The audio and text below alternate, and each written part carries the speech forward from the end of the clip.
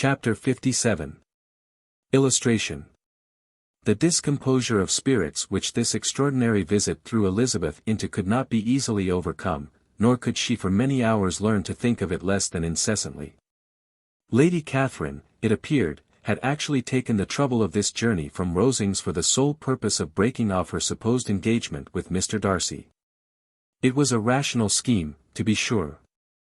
But from what the report of their engagement could originate, Elizabeth was at a loss to imagine, till she recollected that his being the intimate friend of Bingley, and her being the sister of Jane, was enough, at a time when the expectation of one wedding made everybody eager for another, to supply the idea. She had not herself forgotten to feel that the marriage of her sister must bring them more frequently together.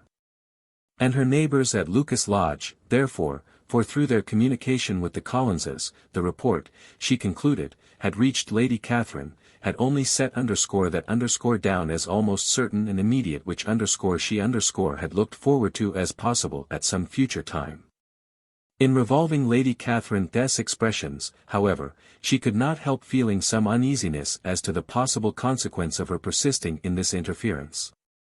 From what she had said of her resolution to prevent the marriage, it occurred to Elizabeth that she must meditate an application to her nephew, and how he might take a similar representation of the evils attached to a connection with her she dared not pronounce. She knew not the exact degree of his affection for his aunt, or his dependence on her judgment, but it was natural to suppose that he thought much higher of her ladyship than she could do, and it was certain, that in enumerating the miseries of a marriage with one whose immediate connections were so unequal to his own, his aunt would address him on his weakest side. With his notions of dignity, he would probably feel that the arguments, which to Elizabeth had appeared weak and ridiculous, contained much good sense and solid reasoning.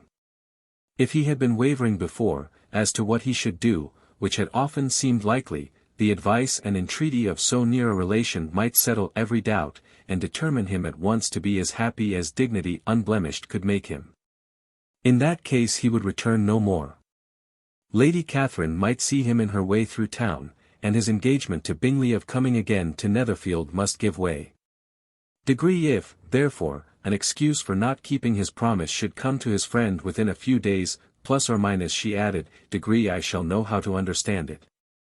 I shall then give over every expectation, every wish of his constancy. If he is satisfied with only regretting me, when he might have obtained my affections in hand, I shall soon cease to regret him at all. The surprise of the rest of the family, on hearing who their visitor had been, was very great, but they obligingly satisfied it with the same kind of supposition which had appeased Mrs. Bennet's curiosity, and Elizabeth was spared from much teasing on the subject. The next morning, as she was going downstairs, she was met by her father, who came out of his library with a letter in his hand. Lizzie, said he, I was going to look for you, come into my room. She followed him thither, and her curiosity to know what he had to tell her was heightened by the supposition of its being in some manner connected with the letter he held. It suddenly struck her that it might be from Lady Catherine, and she anticipated with dismay all the consequent explanations. She followed her father to the fireplace, and they both sat down. He then said, I have received a letter this morning that has astonished me exceedingly. As it principally concerns yourself, you ought to know its contents. I did not know before that I had two daughters on the brink of matrimony. Let me congratulate you on a very important conquest. The colour now rushed into Elizabeth's cheeks in the instantaneous conviction of its being a letter from the nephew, instead of the aunt, and she was undetermined whether most to be pleased that he explained himself at all, or offended that his letter was not rather addressed to herself, when her father continued. You look conscious. Young ladies have great penetration in such matters as these, but I think I may defy even your sagacity to discover the name of your admirer. This letter is from Mr. Collins. From Mr. Collins. And what can he have to say, Something very much to the purpose, of course. He begins with congratulations on the approaching nuptials of my eldest daughter, of which, it seems, he has been told by some of the good-natured, gossiping Lucas's. I shall not sport with your impatience by reading what he says on that point. What relates to yourself is as follows: having thus offered you the sincere congratulations of Mrs. Collins and myself on this happy event, let me now add a short hint on the subject of another, of which we have been advertised by the same authority. Your daughter Elizabeth, it is presumed, will not long bear the name of Bennet, after her eldest sister has resigned it, and the chosen partner of her fate may be reasonably looked up to as one of the most illustrious personages in this land. That, can you possibly guess, Lizzie, who is meant by this? This young gentleman is blessed, in a peculiar way, with everything the heart of mortal can most desire: splendid property, noble kindred, and extensive patronage. Yet, in spite of all these temptations, let me warn my cousin Elizabeth, and yourself, of what evils you may incur by a precipitate closure with this gentleman's proposals, which, of course, you will be inclined to take immediate advantage of. Have you any idea, Lizzie, who this gentleman is? But now it comes out. My motive for cautioning you is as follows: we have reason to imagine that his aunt, Lady Catherine de Bourgh, does not look on the match with a friendly eye. Mr. Darcy you see, is the man. Now, Lizzie, I think I have surprised you. Could he, or the Lucases, have pitched on any man, within the circle of our acquaintance, whose name would have given the lie more effectually to what they related? Mr. Darcy, who never looks at any woman but to see a blemish, and who probably never looked at you in his life. It is admirable, plus or minus. Elizabeth tried to join in her father's pleasantry, but could only force one most reluctant smile. Never had his wit been directed in a manner so little agreeable to her. Degree, are you not diverted, plus or minus? Degree, oh, yes. Pray read on. Plus or minus. Degree, after mentioning the likelihood of this marriage to her ladyship last night, she immediately, with her usual condescension, expressed what she felt on the occasion, when it became apparent, that, on the score of some family objections on the part of my cousin, she would never give her consent to what she termed so disgraceful a match.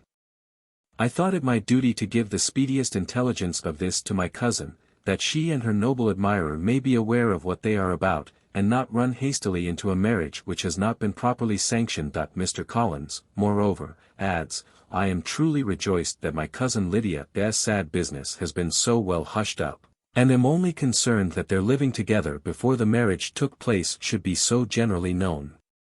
I must not, however, neglect the duties of my station, or refrain from declaring my amazement, at hearing that you received the young couple into your house as soon as they were married. It was an encouragement of vice, and had I been the rector of Longbourn, I should very strenuously have opposed it. You ought certainly to forgive them as a Christian, but never to admit them in your sight, or allow their names to be mentioned in your hearing. That is his notion of Christian forgiveness. The rest of his letter is only about his dear Charlotte's situation, and his expectation of a young olive branch. But, Lizzie, you look as if you did not enjoy it. You are not going to be missish, I hope, and pretend to be affronted at an idle report. For what do we live, but to make sport for our neighbors, and laugh at them in our turn, plus or minus? Degree, oh, plus or minus, cried Elizabeth, degree, I am exceedingly diverted. But it is so strange, plus or minus. Degree, yes, that is what makes it amusing. Had they fixed on any other man it would have been nothing, but his perfect indifference and your pointed dislike make it so delightfully absurd. Much as I abominate writing, I would not give up Mr. Collins' correspondence for any consideration. Nay, when I read a letter of his, I cannot help giving him the preference even over Wickham, much as I value the impudence and hypocrisy of my son-in-law. And pray, Lizzie, what said Lady Catherine about this report? Did she call to refuse her consent, plus or minus? To this question his daughter replied only with a laugh, and as it had been asked without the least suspicion, she was not distressed by his repeating it. Elizabeth had never been more at a loss to make her feelings appear what they were not. It was necessary to laugh when she would rather have cried. Her father had most cruelly mortified her by what he said of Mr. Darcy's indifference, and she could do nothing but wonder at such a want of penetration, or fear that, perhaps, instead of his seeing 2_little_, she might have fancied 2_much_. Illustration. Degree the efforts of his aunt plus or minus. Copyright 1894 by George Allen,